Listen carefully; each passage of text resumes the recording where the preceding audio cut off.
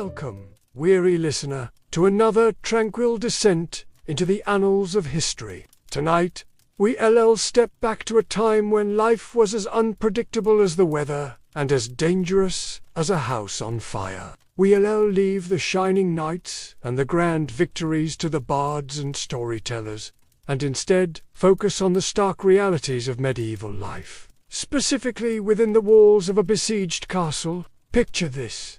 You are surrounded by towering stones, your only protection from the world outside, where war is raging and survival is a daily struggle. The air is thick with tension and the smell of smoke from the distant siege fires. Your days are filled with the quiet endurance of a life interrupted, finding water in a dry well, tending to the sick and wounded, watching the enemy grow closer every day. And as the siege drags on, the whispers of fear and despair begin to grow louder. But amidst the darkness, stories of courage and ingenuity emerge. As the defenders of the castle, you must rely on your wits and resourcefulness to outlast the siege. This is a tale of those ordinary people who lived extraordinary lives. A story of resilience and resistance that has been all but forgotten.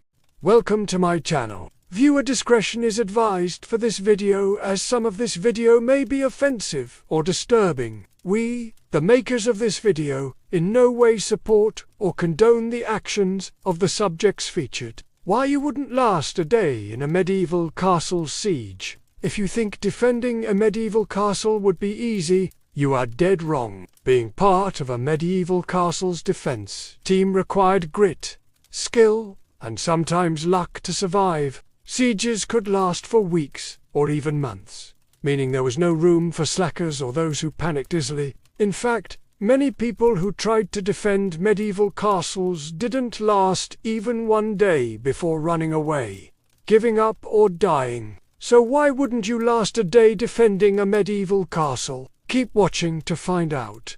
It would be too loud. The first reason you would last a day defending a medieval castle is because it would be too loud. Castles weren't known for being quiet places, especially during a siege. Let's say you managed to make it past the castle's towering gates, a testament to its imposing defenses, but as you stepped inside, you knew you had entered a world of noise. The clang of metal on metal echoed across the courtyard as blacksmiths worked tirelessly to sharpen and repair the castle's weapons. The steady drip of water from leaky roofs and buckets sounded like a constant drumbeat, mingling with the murmur of hushed voices. And then there were the people. Lords, ladies and soldiers bustling about their business, their footsteps pounding on the stone floors, their voices raised in conversation or laughter. And when night fell, the silence didn't descend as it does in peaceful towns. Instead, the quiet was broken by the nocturnal activities of rats, the hoot of owls, and the occasional bark of a dog. Even the wind whistling through the cracks of the old castle walls seemed to carry a note of urgency, as if sharing secrets of the approaching storm with those who knew how to listen. It would be too dark. If the sound didn't get to you, the darkness would. Medieval castles weren't exactly palaces. The lighting situation was bad. Towers and turrets blocked sunlight from reaching the lower levels, leaving the interior dimly lit at best. Oil lamps and candles provided some illumination, but they flickered and smoked, casting dancing shadows on the rough stone walls. During a siege, the already dim interiors were plunged into near darkness.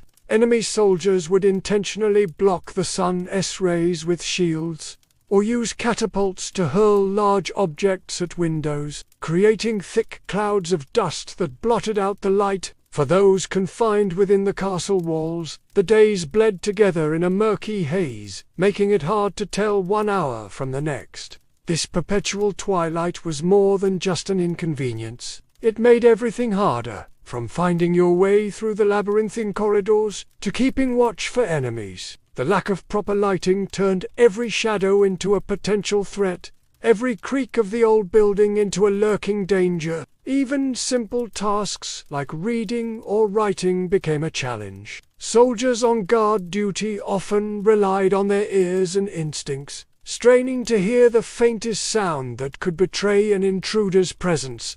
The darkness wasn't just a backdrop for these tense encounters, it was an active participant, a silent, unseen observer that made every step inside the castle feel like navigating a minefield of uncertainty. There would be dead bodies everywhere. Perhaps one of the most haunting aspects of a medieval castle, especially during a siege, was the omnipresence of death. Death was not a visitor that arrived unexpectedly. It was a resident that lived alongside the inhabitants of the castle, shaping their daily lives, their fears, and their resilience. For those tasked with defending the castle, this constant proximity to death was both a motivator and a burden. They fought not only for their own survival, but to honor the memory of those who had fallen before them. The sight of the dead littered around the castle was a stark reminder of the cost of their mission.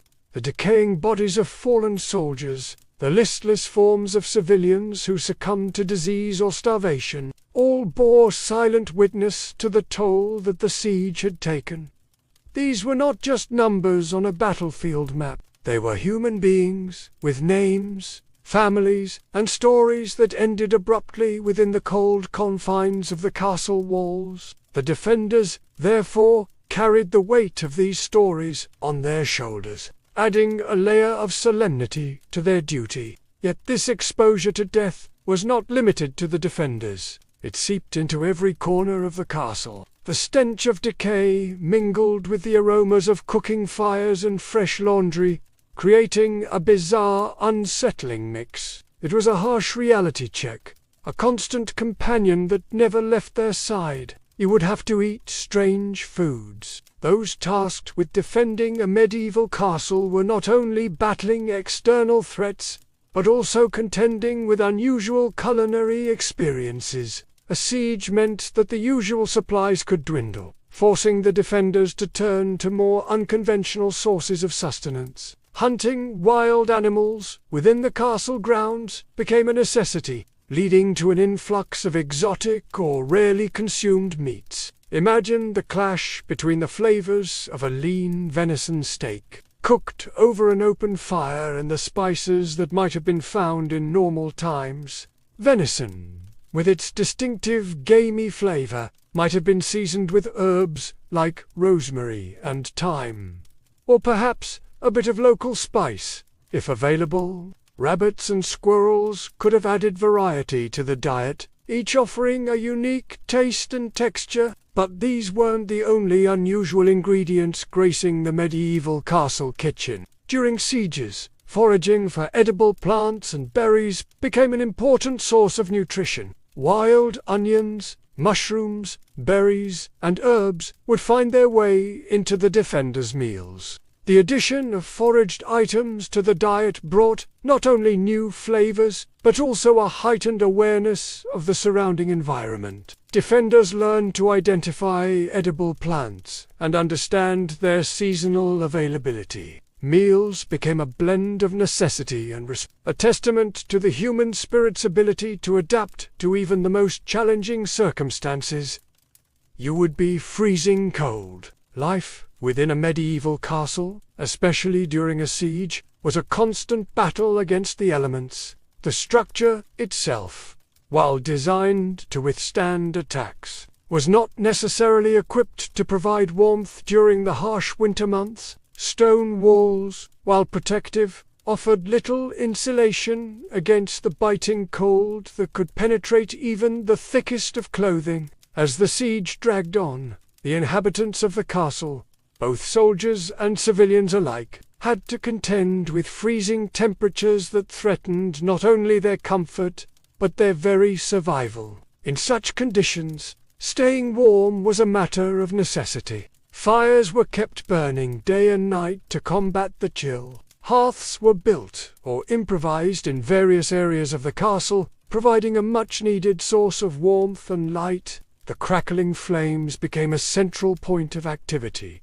bringing people together around their shared need for heat. Layering of clothing was essential. People wore everything they had, from woolen tunics and cloaks to padded jackets and even leather aprons. Some might have even resorted to using blankets or furs as makeshift clothing to cover their bodies and shield them from the cold. To cope with the freezing conditions, the inhabitants of the castle turned to hot beverages like spiced cider or herbal teas, seeking solace in their steaming warmth. These drinks, often shared in communal bowls, became more than just a source of heat. They were a symbol of camaraderie and a way to raise the spirits during the darkest, coldest days. So can you last a day defending a medieval castle? If you have made it this far into the video, we thank you for watching. Now let us know in the comments below. If you enjoyed this video, please hit the like button and share it with your friends. It is April 6th, 1453. And you are watching the fall of Constantinople. For 25 days, the Ottomans have been besieging the great city, bombarding it with their huge cannons named Moses and Anarchy. Every day they pound against the great triple walls of Constantinople, and every night, the citizens of the city, including our hero, Alexios, pray that the walls hold. But now, as the Orthodox Easter approaches, it seems the city will not endure another week. Even worse, supplies within the city are beginning to run dangerously low. Alexios has seen thousands flee the city in terror or die from starvation or disease. And now he too considers fleeing. He knows there are small boats that can take him across the to safety in the Italian colony of Pera. He could escape the misery of the siege, perhaps live a happy life in a faraway land, or he could stay. No matter how hopeless things seem, Alexios feels he must do his duty.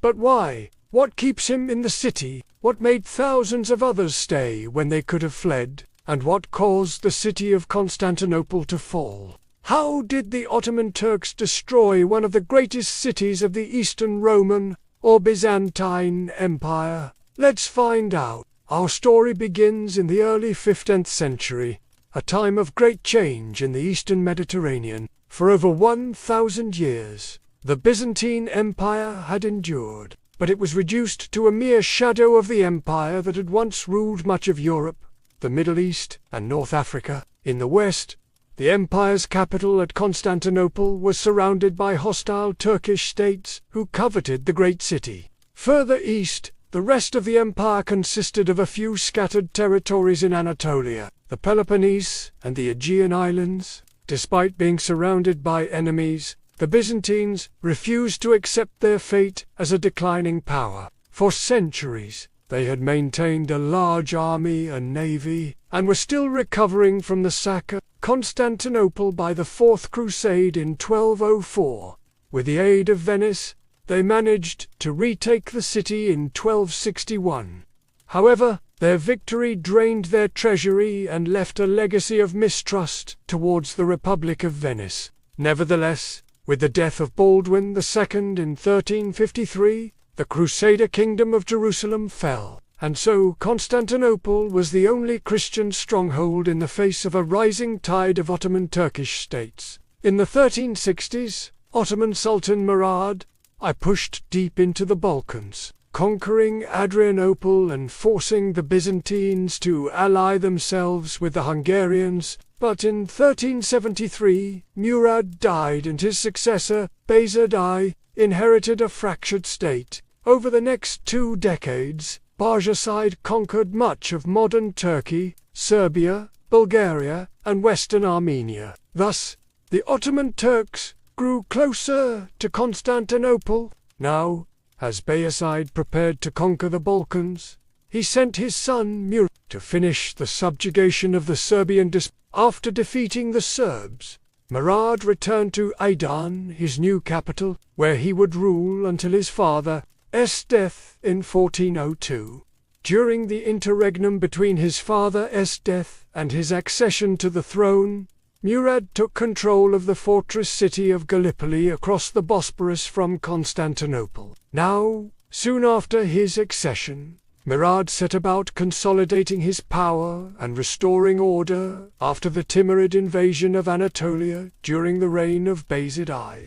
In 1421, he besieged and captured the important port of Thessaly. By 1426, he controlled most of central and northern Greece. 10 years later, Murad's successor, Mehmed II, also known as Mehmed the Conqueror, continued his conquest of the Balkans. Meanwhile, Constantinople was slowly losing its importance as a commercial hub, as the Venetian and Genoese trade shifted to the western Mediterranean. The citizens of Constantinople were now mostly engaged in fishing and crafts, and the once great walls seemed more like a prison than a symbol of strength. And now here we are in 1453, where Mehmed II has taken up siege operations against the city. Yet despite the danger, Alexios decides he must remain. You see, although Constantinople was home to many Christians, it also had a significant number of Muslim and Jewish residents who were subjects of the Ottoman Empire. Some of these people, along with some Greek Orthodox monks, actually desired a Turkish conquest of the city because they hoped to gain greater religious freedom under Ottoman rule. Moreover, there were also rumors that the Ottomans planned to enslave every Christian in the city, including those who converted to Islam.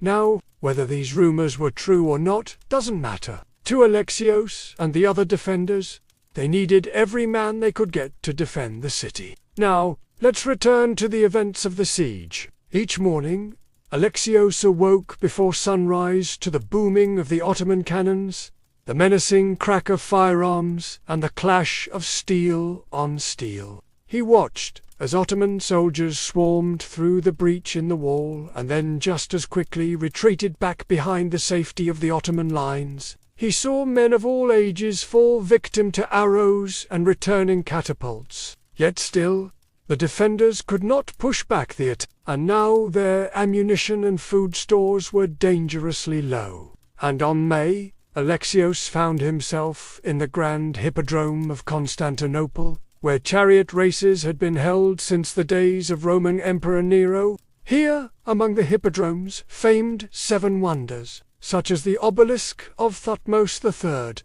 Alexios had trained many nights with his comrades, practicing archery and swordplay. He remembered a more hopeful time when the defenders believed they could win. But now the hippodrome was a scene of grim preparation for the inevitable. As morale fell, Alexios and his fellow soldiers prepared barricades and burned their remaining gunpowder. Meanwhile, outside the walls, Sultan Mohammed was preparing his final assault. Throughout the 53-day siege, the Ottoman army had suffered heavy casualties from the Byzantine defenders and the cannons, and now the Sultan wanted to ensure a decisive victory. Therefore, he decided to lead his troops in a massive assault on the city walls. Back within the city, Alexios was sharpening his sword and spear. All around him, soldiers were readying themselves to fight or praying for their lives. Everyone knew this would be the last stand for Constantinople. Suddenly, a horn blared from the top of the city wall, signaling the start of the Ottoman assault.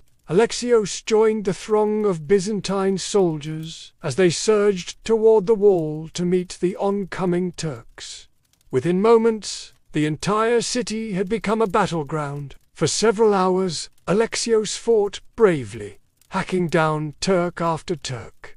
He helped repel several assaults on the city gates. But as the minutes ticked by, he saw more and more Byzantine soldiers wounded and dying. Soon, the Ottoman army was at the gates, and Alexios found himself fighting back-to-back with fellow soldier Dmitri, whose brother and father had fallen earlier in the fighting. Just as Alexios felt hope begin to fade, Dmitri was struck by a stray arrow and fell with a gasp. Alexios mourned, for Dmitri knew he must escape or die. He sprinted through the ruined hippodrome, hiding in the shadow of the obelisk. There, Amid the throng of refugees, he slipped through the city, hoping to reach the sea, but as he moved through the desolate streets, the sounds of battle grew fainter. Finally, he emerged onto the shore of the Golden Horn, and realized the worst.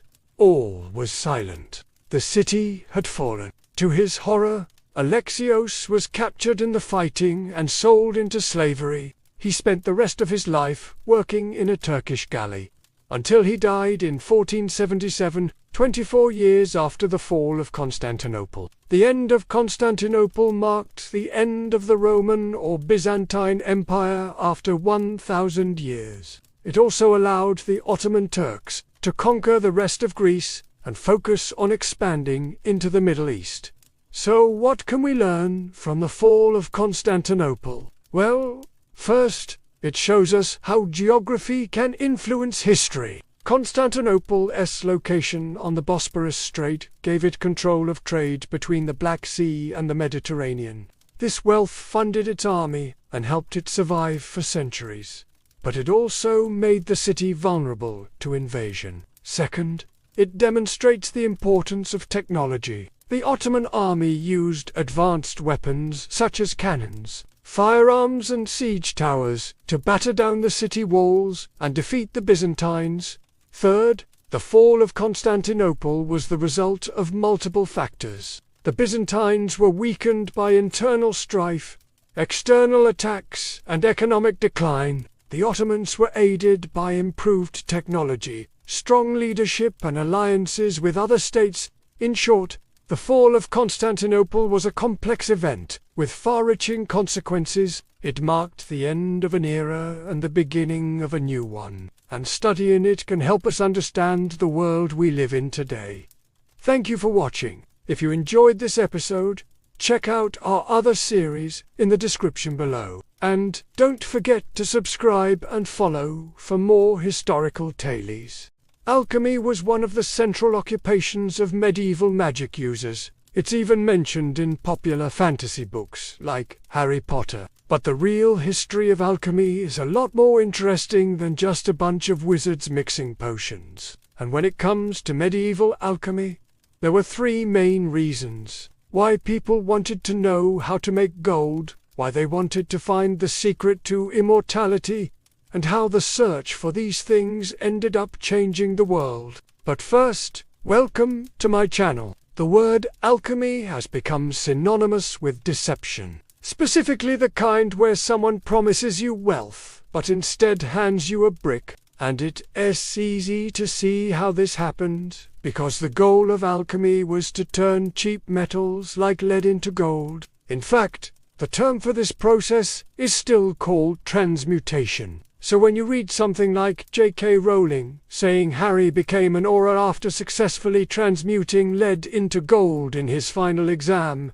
you know that the series was taking inspiration from real life. The idea of transmutation was part of the broader goal of perfecting substances and was unlimited to metals. Alchemists tried everything they could to change everything they could, including creating the first artificial diamonds, inventing the process of calcination, which is basically baking a metal to get rid of impurities, and experimenting with making new materials altogether. However, the motivation for all of this experimentation wasn't just to create lots of gold ingots, although that would be pretty good. For one thing, it was because of a misreading of ancient texts. You see, the Greeks had written about 4 elements: earth, wind, fire, and water, and alchemists believed that if they could perfectly combine these elements, they would be able to create the Philosopher's Stone, a magical substance that could help them transmute other substances.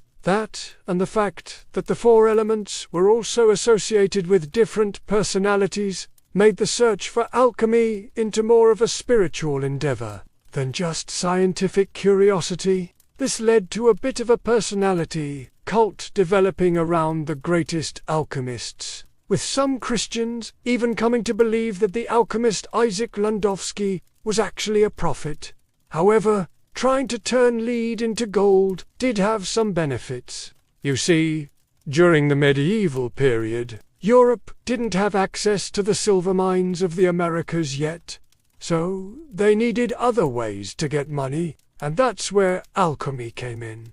Because if you could turn cheap metals into expensive ones, then you could potentially make a lot of money. This is why alchemists were sometimes hired by kings, queens, and really anyone else who had money to try to find a way to do this. Of course, no one ever found a way to turn lead into gold, because that would require breaking the laws of physics, and as fun as it would be to hand a king a gold ingot and say, "Boom, you're rich."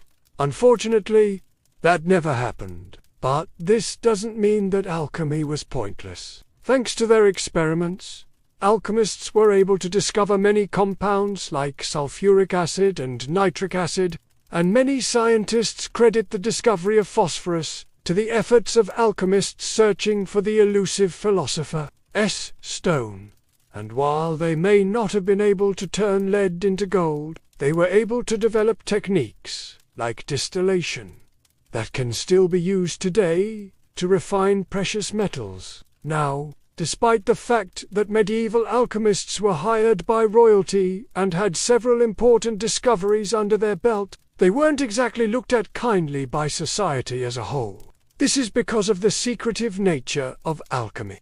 You see, alchemists guarded their discoveries closely, and this is easy to understand, since if everyone knew how to turn lead into gold, then the price of gold would collapse, and they'd be no different than a counterfeiter. But because they were so secretive, people began to assume that alchemists were trying to fake gold. This led to accusations of fraud and heresy, especially against those who claimed that their experiments had spiritual significance. After all, how could anyone claim to have discovered the secret to everlasting life without being branded a heretic? This persecution forced alchemists to hide their work and meet in secret, which only added to the rumors about what they were really up to. It probably didn't help that the symbols alchemists used were usually indecipherable, outsiders, and sometimes contained coded instructions about how to perform their experiments. And even when alchemists left behind written records of their findings, they often disguised them as something else. For example, one alchemist wrote down his discoveries as a manual for making fake gold, while another wrote theirs as a guide to cooking. The secrecy surrounding alchemy is also the reason why there isn't much archaeological evidence left behind. Since alchemists performed their experiments in secret, they took their equipment with them when they moved, and most of it was made of glass or ceramic. So a lot of it either shattered or dissolved and is now gone forever. What little evidence there is usually comes in the form of old laboratory equipment found in the rubble of a building. However, sometimes the surviving artifacts aren't even from alchemists at all. In fact, many pieces of jewelry from the Middle Ages have been mistakenly identified as the remains of alchemical experiments, when they were actually just costume jewelry. One of the biggest misconceptions about alchemy is that it had nothing to do with astrology, when in reality, astrological signs were thought to have a huge impact on alchemy. Medieval alchemists believed that the positions of the stars and planets could affect the outcome of their experiments, so they kept meticulous notes on when to start a particular experiment based on the position of the stars. They even believed that certain days of the week were better for certain types of alchemy. For example, Monday was considered to be the best day to start an experiment that involved water, while Saturday was considered to be the best day to start an experiment that involved fire. To make matters worse, alchemists believed that each planet had its own unique spirit that could influence the outcome of an experiment. For example, they believed that if they wanted to make gold, they would need to use a lot of mercury, because it was ruled by the planet Mercury. Of course, they were wrong about this, too, and it would take centuries before we understood that the positions of the stars had nothing to do with the outcome of chemical experiments. But until then, alchemists continued to make groundbreaking discoveries because of their belief in astrology. One of the most famous examples of this is Isaac Newton, who spent a great deal of time studying alchemy. Even though he rejected most of its core beliefs, he kept detailed notes on astrology and alchemy throughout his life, and he even went so far as to write a book on alchemy. However, he was careful to keep his interest in alchemy a secret, since it was still seen as a bit of a joke among scientists at the time. Newton didn't want to be associated with something that was seen as being fake or fraudulent. In fact, he was so ashamed of his interest in alchemy that he tried to burn all of his notes on the subject before his death. Unfortunately for Newton, some of his friends got a hold of these notes and published them anyway. Today, we can see that Newton's interest in alchemy helped him become a better scientist. His studies of alchemy taught him a lot about chemistry and physics, and his belief in astrology helped him think outside the box and come up with new ways of thinking about the universe. So while alchemy may not have been taken seriously by most people during the Middle Ages, it actually played an important role in shaping the world we live in today. So the next time you hear someone say, "Oh, alchemy is just a bunch of fake science," remember that it was actually a legitimate field of study that helped us understand the world around us, and it all goes back to medieval times. Maybe you were watching this video because you heard me talk about alchemy on another channel. And if that's the case, then maybe you're looking for a new medieval history podcast to listen to. Well, good news, because I have just the thing for you. I've got a podcast that covers all sorts of topics from the Crusades to plague doctors. If you'd like to learn about all aspects of the Middle Ages, then please consider giving it a listen. The link is in the description below. If you enjoyed this video, check out another one I did on medieval pharmacists. Thank you all so much for watching. Remember to like and subscribe, and I'll see you all next time. We've delved into the depths of medieval torture and the eerie world of alchemy. Today, let's explore the daily life inside a medieval castle during peacetime. But remember, for these nobles, peace was a temporary visitor. Conflict was always lurking around the corner. Let's start with the castle itself. A testament to medieval engineering and design. It wasn't just a residence, it was a fortress. In times of peace, the castle provided a sense of safety and security. Its high walls, moats, and towers stood as a bulwark against the uncertainties of the medieval world, offering the nobility and their families a haven away from the perils of the outside. When the drawbridge was raised and the portcullis lowered, the inhabitants of the castle could feel a sense of security. They knew that they were safe within the confines of the stone walls, protected from most external threats. During peacetime, this feeling of safety allowed for a certain amount of relaxation and normalcy. The threat of attack receded into the background, allowing the nobility to focus on the day-to-day aspect of life. It became possible to enjoy the comforts of the castle, such as the warmth of a well-stocked kitchen or the merriment of a feast in the great hall.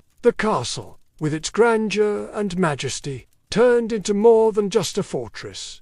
It became a home. The nobility could relax in their private chambers, enjoying the luxury of candlelight and conversation, or indulging in hobbies like music or art.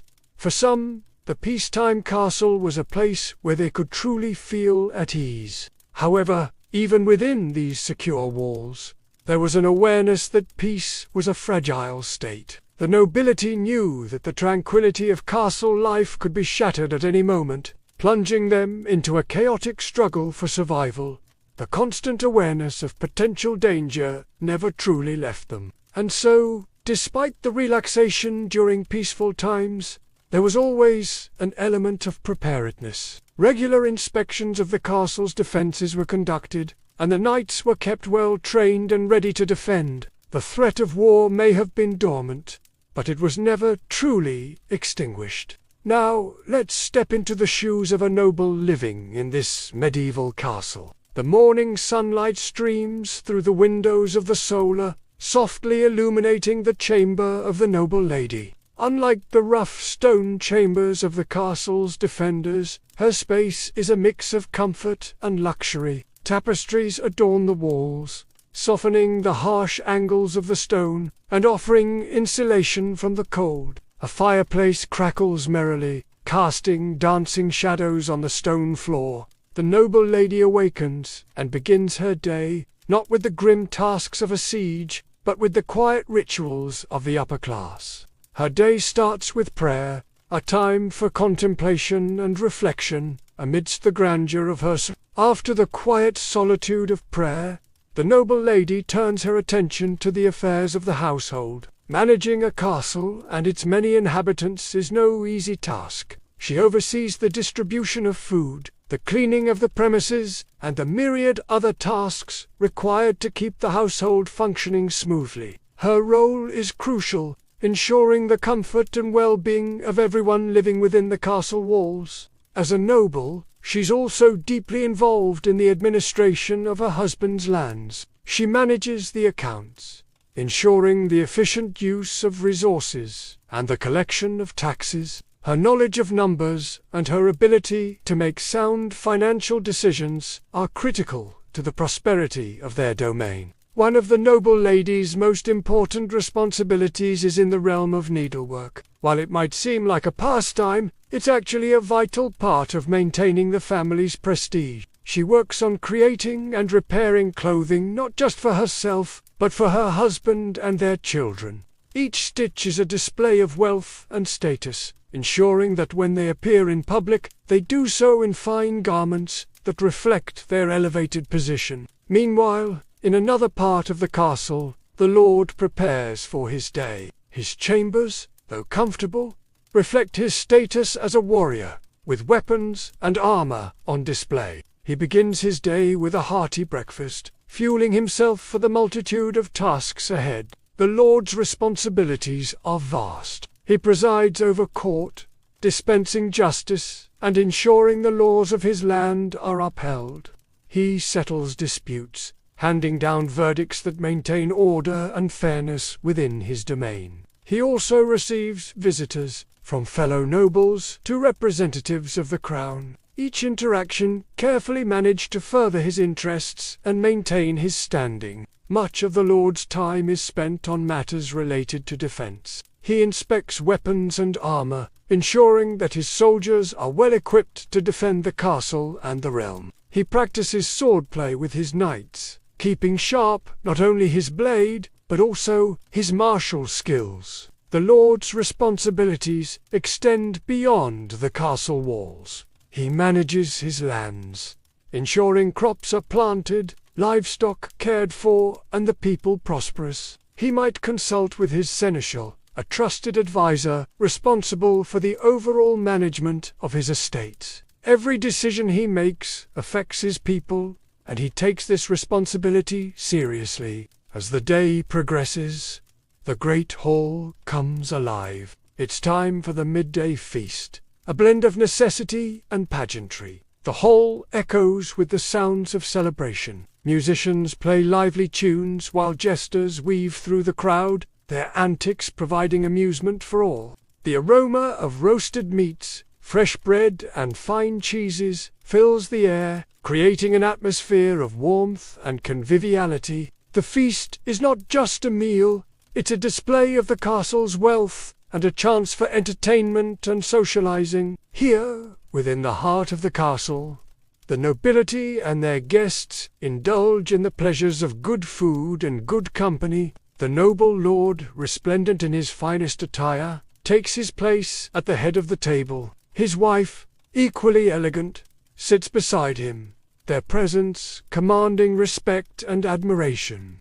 They exchange smiles and laughter with their guests, enjoying the warmth of the midday sun streaming through the high windows. The castle, once a symbol of defense, now becomes a place of merriment and camaraderie. The noble lady, with her needlework completed for the day, joins the festivities in the great hall.